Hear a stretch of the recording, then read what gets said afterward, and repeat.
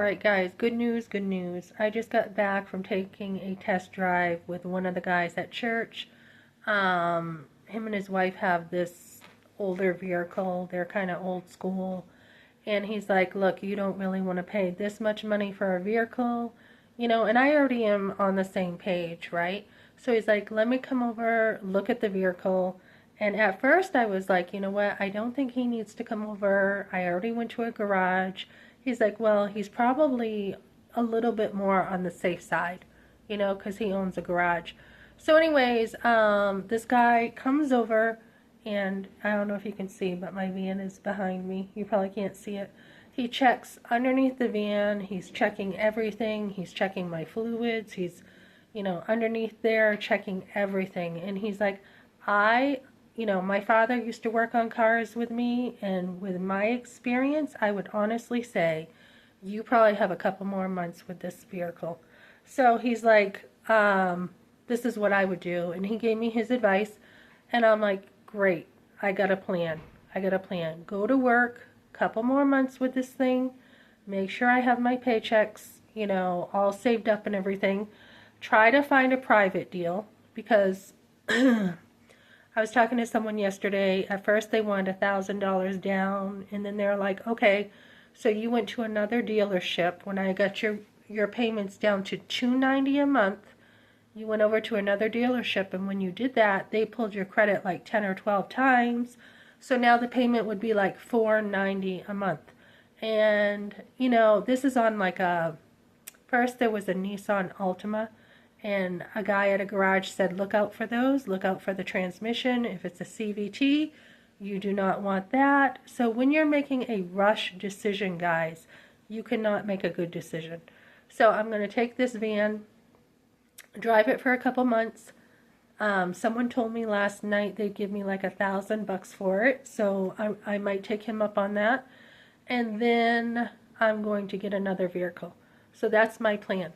Also, guys, it's good to have a father to talk to too, because he was just like, him as a dad and him as a husband. We were talking about, things in my life, and he's like, so do you think you're going to reconcile with your husband? And I'm like, oh yeah, I love my husband, and I do see reconciliation in the future with him.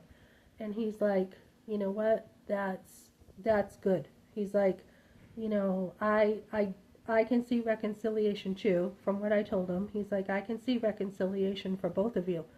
So it's good to have another man look at your situation, ladies, and be like, okay, so this is how it's going to look probably in like a year for you, So he was like, yeah, I would definitely, keep a place here in Colorado. Hopefully my husband can come out here. He hasn't been to Colorado. Be over here with me, and then me to go to New Hampshire and see, my husband. I had someone last night I was talking to, and they're like, no, your ex is called an ex for a reason. Just keep him, let him regret divorcing you and being alone for the rest of his life. And I'm like, you just talked about God with me.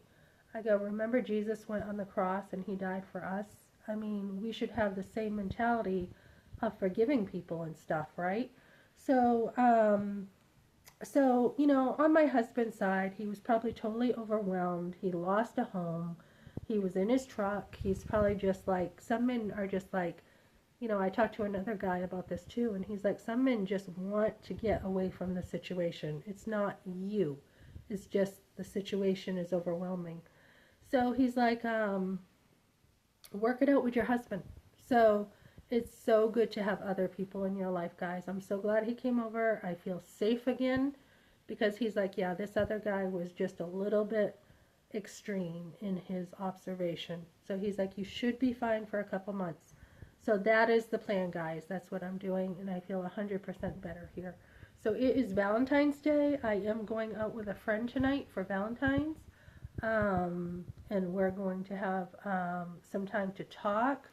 I want a little more counsel on some direction in my life. She's a mentor, and she's an older woman, and we're going to do that. And I am starting to pack my stuff, going through paperwork, and and start going and planning not only my apartment, but my trip to New Hampshire. And I am looking to reconcile with my husband. Okay, that's what I got for now, guys.